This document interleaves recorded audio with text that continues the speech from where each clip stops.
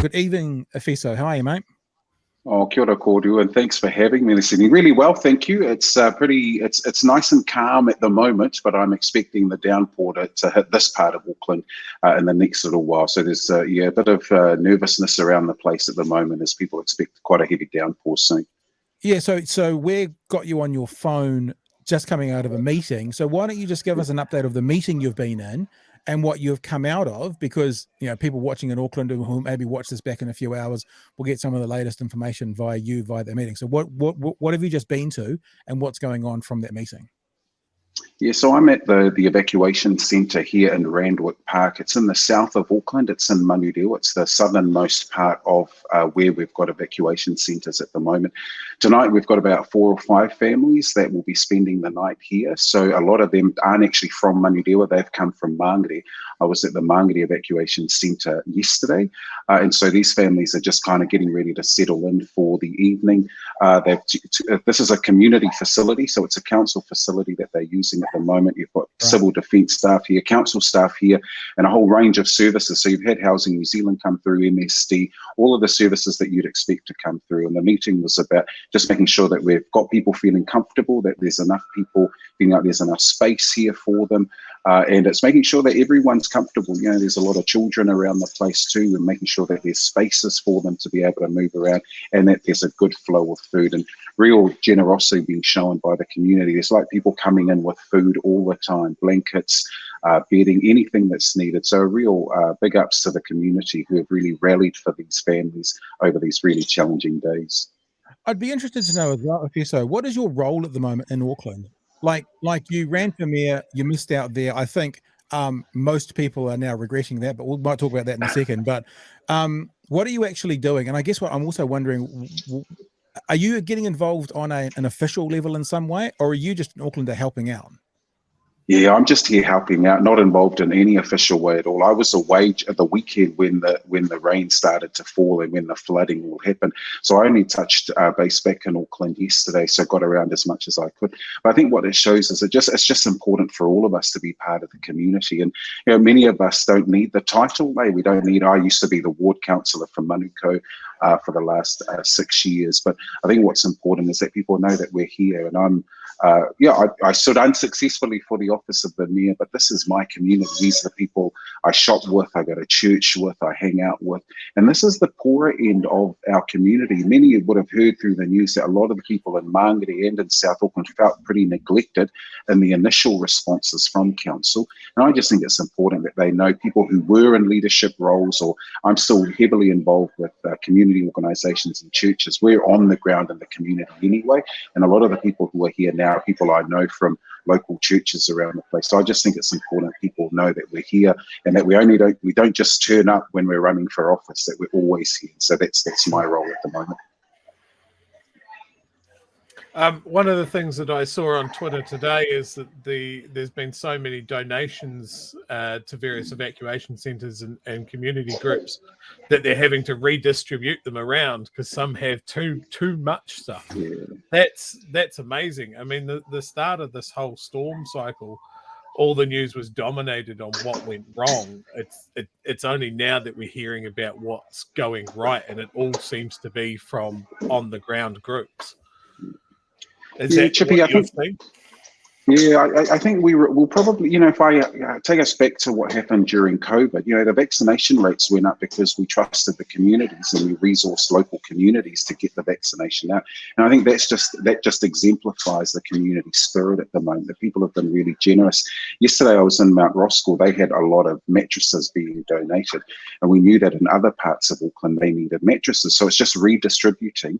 But wherever we're able to access a lot of these resources, then people will ring and say, look, we've got more than enough mattresses or blankets. One of the things that people have been asking for today is towels. And so we've just been able to move it around. And people are on the ground all the time. So you've got the evacuation centres that's supporting people. There's food here. There's, you know, it's safe, it's warm for people. But we've also got teams of people who are out on the streets, on the ground. And you'll see some of the stuff with people TikToking. They're still getting into families. We're still talking to families who don't want to leave their houses. You know, if you haven't been red stickered and people aren't of that in the position where they have to leave, and they want to stay home, and you understand that. And so it takes some talking through with people to engage with them, so they do leave, they trust us, and they trust that their stuff's going to be okay, because that's one of the anxieties they'll be leaving with, is if I leave the home, is someone going to come and take our goods? And so it's making sure they understand it's good security. But by golly, this is a huge response from the community. It just goes to show that whether you've got lots or little, everyone's trying to share, and I think it's a beautiful response from the community. Hey, Efeso, explain to me, and those of us who maybe used to live in Auckland, so know the region, because we've been hearing about West Auckland and North Auckland, but you mentioned Mangere. Now, I grew up in Hillsborough, right on the other side of the harbour from Mangere, so I know the area really well. I spent my adult life pretty much in Titirangi out west. Now, for people who don't know, it kind of goes Titirangi, Mount Roskill, or Titirangi, Newland, Mount Roskill, Hillsborough, across the harbour, Mangere Bridge, Mangere. Now, I think about West Auckland as sort of not really Hillsborough, but Mount Roskill further out to the Waitaks. And you're talking about South Auckland and the people of Mangere not getting the same response that maybe they should have got. So how bad was it in more South Auckland? Because the news headlines were all talking about West and North. Yeah, I think what it showed was the slow, confusing response that came from council, and probably the mayor as a result of that, meant that people who were suffering at the time and really worried and anxious at the time weren't getting the kind of support that they needed. And so I think that the headlines, even the headlines that I was picking up on Twitter and just reading online from outside of Auckland, seem to be talking a lot about the North Shore, which is really important. It's important that everyone feels, okay, we've got some attention and there's going to be some help. But often it's the case in South Auckland where people feel like, well, no one's here for us. No one's making sure that our concerns are being heard. And even the setup of evacuation centres, like this one here in Manurewa was set up, it was set up late, but it meant that people had to get involved. And for some time, people from Mangere, which is about, if you're driving, maybe a 15, 20-minute drive from here, were coming to this centre because there was nothing available to them in Mangere. And I think that probably is evidence of the sluggish response that we got from council. And I know this all happened so quickly, but it's important that when you're in crisis management mode, you've got to get out there, you've got to front foot this stuff. You've got to be out there to tell people, look, we're going to provide comfort, we're going to give you reassuring messages and make sure that people know. I think part of the challenge has been the bureaucracy, because there were numerous churches that I was texting from outside of Auckland saying to ministers of local churches, and you'll know that the South Auckland way, which is the churches are here, it's a very churched community, and they were saying, look, we're happy to open up our churches. Do you need schools? There were schools calling us. The Mount Roskill Centre is Wesley Primary School, so the schools are all available. I think the challenge with the bureaucracy was, people were saying, oh, but that's not an identified centre for civil defence. And when you're in the kind of circumstances that many of these families found themselves in on Friday night, you just got to work with what you've got, and then we can sort the rest out later. And I think that was probably what led to a lot of the disappointment and feelings of neglect, especially from people in South Auckland.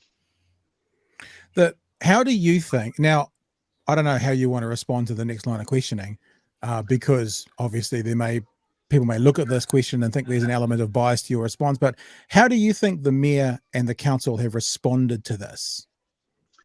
Yeah, I've described it as sluggish, and I think it was sluggish. I understand that there's a whole lot of processes going on in the background where the bureaucrats are giving advice, but there comes a time when you just got to step into a leadership role and say to people, this is what I believe is happening. It's important that we get out and we front foot a lot of this activity. So I'm a bit disappointed that it came so late, and then rather than get out there and try and defend decisions that were made that were erroneous, then what we've got to do is say, look, let's just apologise for them and let's work together to get going. And I still think, there have been people, I'm not joining the chorus of people, especially locals out here, local leaders who've been calling for resignations. I'm not part of that camp. But I think what that shows us is the level of anger and frustration that people felt like it was too slow. And so, council's got to do better to work with communities. We've often at council had challenges around the way we engage with communities who don't normally participate in our consultation process. Well, this is an example of what happens when we're not tied in or hooked into the communities. We can't access people quickly like the local churches, like local youth organisations, because we haven't got that reach, and we've got to reset the way we think. We can't just do it, the same old consultative way. We've got to look at communities that are pretty diverse, that don't speak English as their first language, and that's got to be the approach that we take, especially for areas like this. Look, I have to ask you this question, and there may not be an answer to it, but people are coming on the text saying it. An eloquent gentleman that would have made an articulate mayor. I don't know if you're a church person or you're just associated with the churches, so pardon me if this language offends you, but how did this fucking mouth breeder win? Like, how did he actually win? When you look at everything about him now, shows the incompetence, from my perspective and honest our belief, that comes from the top. What happened in that cycle to get the people of Auckland to say, well, this moron is better than this man that we're talking to tonight? I can't see it. And that's probably partly my bias, but what happened?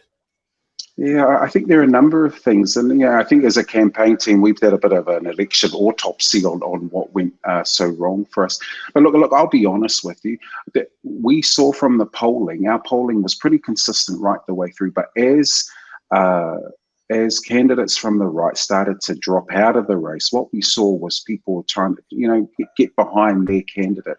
And with 2 weeks to go in the election, it was pretty clear to me from the polling that we weren't going to be successful. We'd been leading the whole way, but everyone got behind Wayne Brown, who's currently mayor. So look, there was definitely that part, and I think the right organised themselves such that they were splitting their own vote and they got behind one person. And I think that's who they ended up with. They just went with the candidate that suited what they wanted to hear. And there's very little policy discussion. It was all around, I'm going to fix these things. And I think that there was probably a level of anger and frustration throughout the city that he was tapping into. And I think that's what you got. You just got people who were voting because they were angry. They feel like, nothing's been done. Our rates are too high, all of that.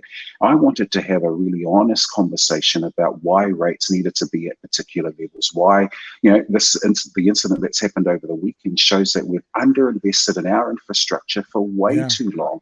And we can't just, if we're not getting money from the Crown, I was saying we've got to go to the Crown. We can get $300 million a year just on the GST back from rates. But we've also got to look at other funding sources that are going to support us, and not just rates. But if you're going to consistently keep rates down, it means you're going to consistently underinvest. And that just, we can't just do nothing with the city. And I think it needed a vision. But I think, to be honest with your question, there was a real level of anger that I picked up throughout the campaign.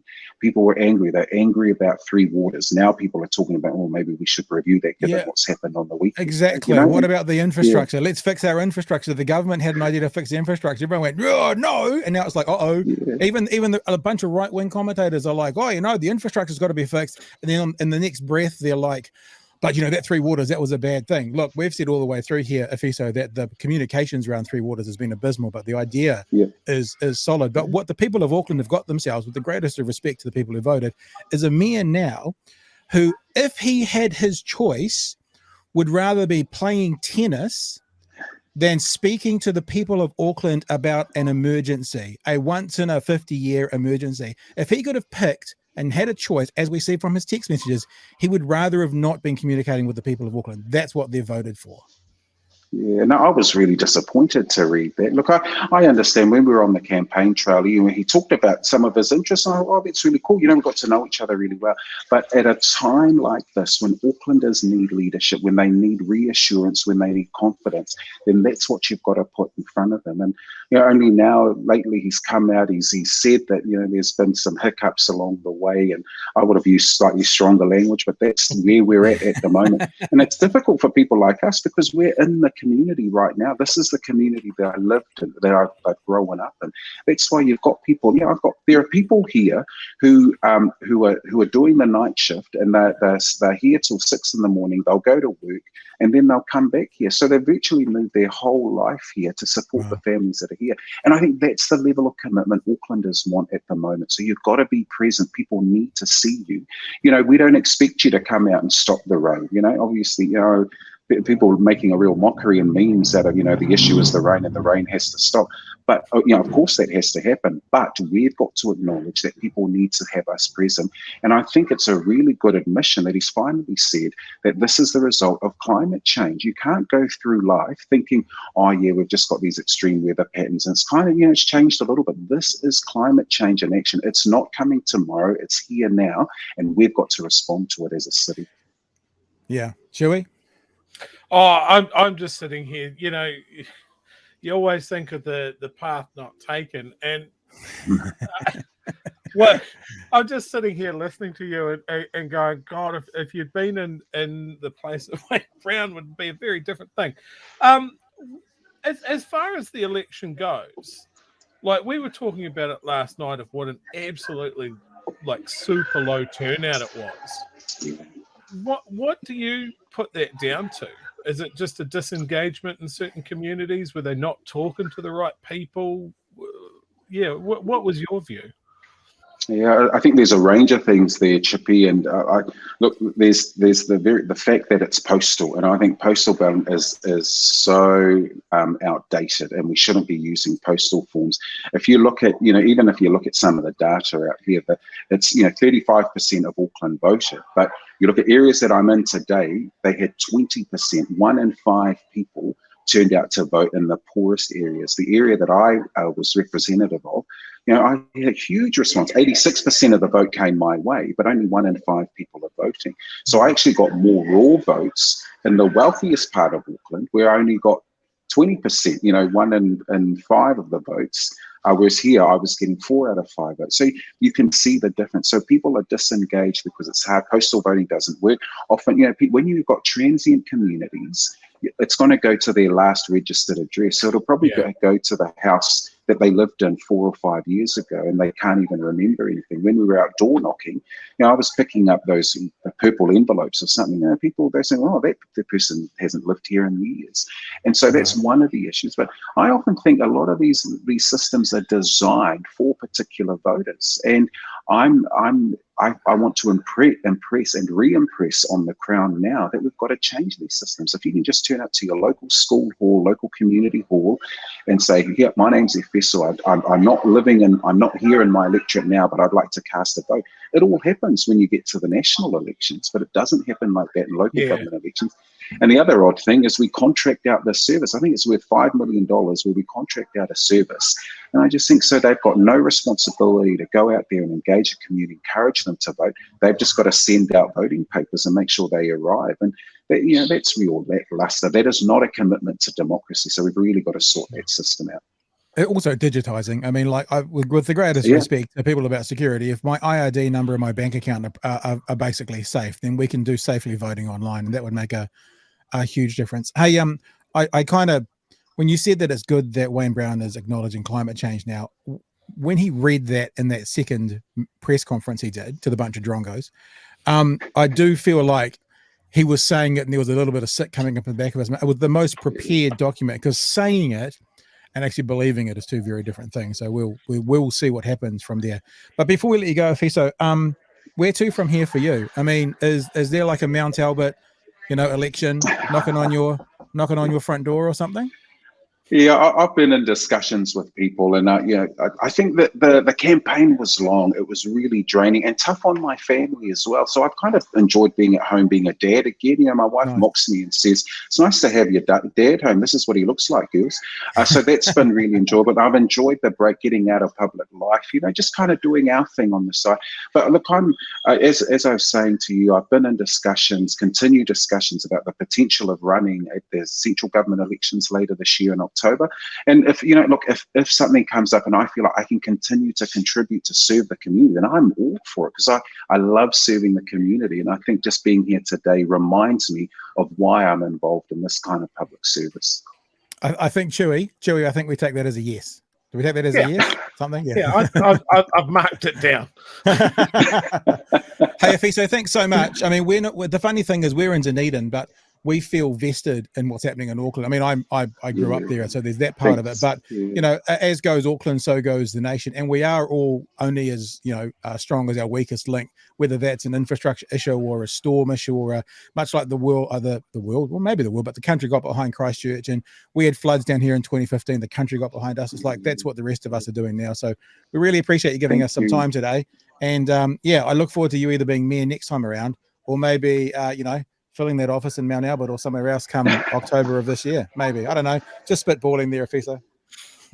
Yeah, awesome. Thanks heaps, guys. Ngā mihi, and really appreciate even the support we're getting nationally. This is wonderful. All the messages, all the donations. We really appreciate it. So thank you very much.